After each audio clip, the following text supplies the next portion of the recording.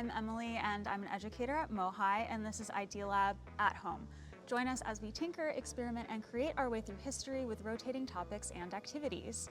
Today, we are exploring glass art.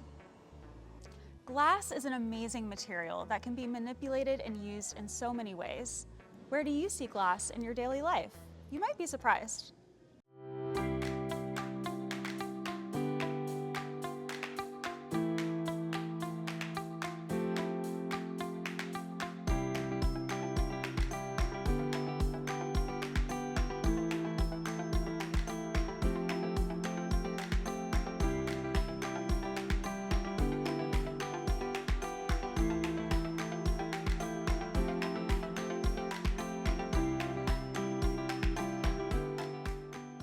The Puget Sound region is known as a hub for glass art, in large part because of its significant role in the studio glass movement.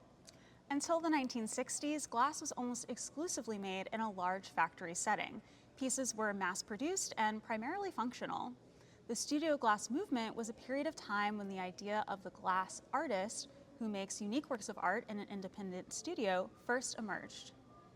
Artist and professor Harvey Littleton began experimenting with hot glass in his studio in 1958 and teamed up with scientist Dominic Lubino to find a way to create glass on a smaller scale in personal artist studios.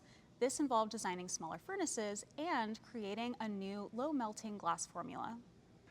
But studio glass would not have become a movement without enthusiasm for teaching these techniques to others. Littleton and Lubino hosted their first workshops on studio glass techniques at the Toledo Museum of Art in 1962. Shortly after, Littleton founded the country's first glass program in the ceramics department at the University of Wisconsin, and their students went on to found glass programs in other parts of the United States. Washington-born Dale Chihuly was a part of Littleton's first wave of students, and in 1971 he founded the Pilchuck Glass School just north of Seattle in Stanwood, Washington. The country's first school dedicated solely to glass art, it started as sort of a summer camp for artists on a former tree farm. Dale Chihuly, Ruth Tamura, and 18 students built their glass furnace and accommodations on site that first summer. Pilchuck embodied the culture of experimentation, collaboration, and exploration that characterized the early years of the studio glass movement, when everyone, including the instructors, were relatively new to glass. The school encouraged the merging of artistic traditions, mixing glass with other mediums and technologies, a practice that still continues today. The influence of Pilchuck is undeniable. Thousands of artists flocked to the school from across the country and globe to teach and learn, and then they took those skills and that energy back into their own artistic communities. Now the Pacific Northwest is the largest regional hub for glass art in the United States, with 38 educational institutions, more than 100 glass art studios, and 700 plus glass artists in Washington state. Thanks to this vibrant network, aspiring glass artists can learn a variety of techniques and methods for working with glass from some of the best in the biz. So what are the different ways of working with glass? Most of the time, glass artists use heat to melt glass so it can be manipulated. Hot methods use a furnace or flame to shape molten glass. This includes blowing glass, which is when you inflate molten glass using a blowpipe and then shape it using tools like paddles, molds, and jacks, which are basically giant tweezers.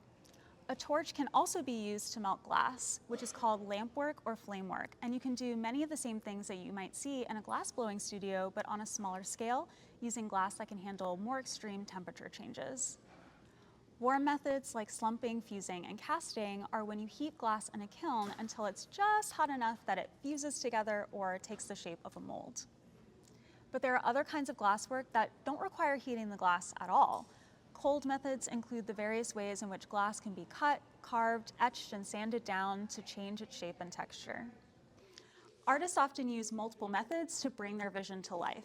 Something like stained glass uses hot and warm methods to create sheets of glass, and then cold methods to decorate and cut the glass before soldering the pieces together. Preston Singletary created these baskets by blowing multiple layers of glass together at once and then sandblasting the surface to reveal color and create texture. Let's make our own translucent sculptures inspired by glass at home.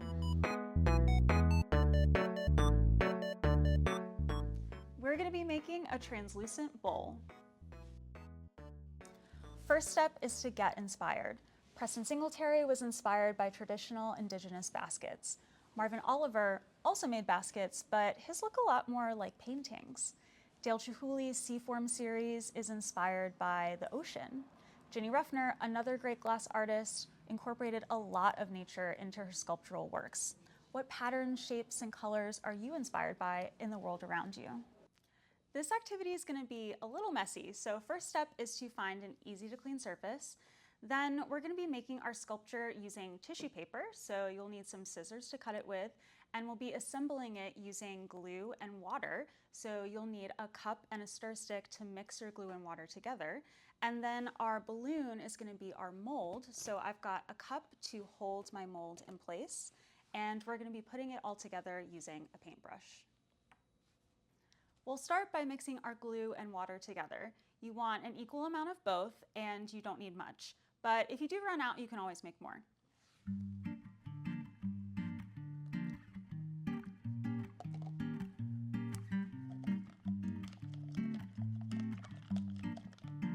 We're going to use our watered down glue to apply multiple layers of tissue paper to our balloon, making sure that we put glue down under and over every single little piece.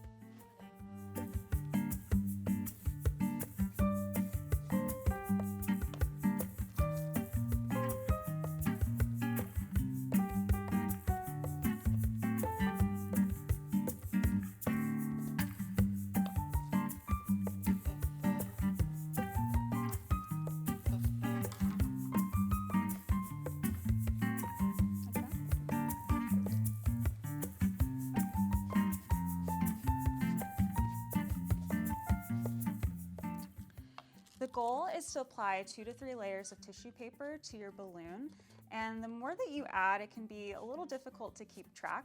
So the way that I'm helping myself do that is I'm turning the balloon in the same direction every time as I work my way from top to bottom.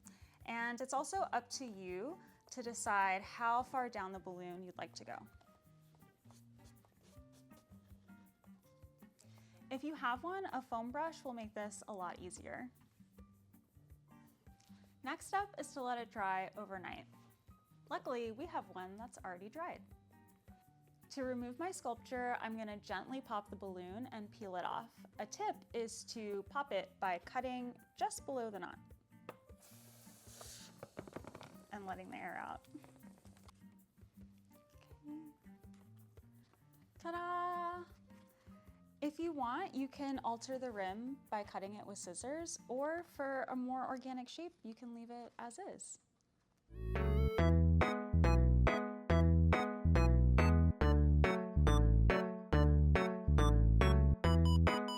You can locate the activity instructions below or on our website at mohai.org/education. You can also explore Seattle's glass history with our online collection at mohai.org/collections. Thanks for watching.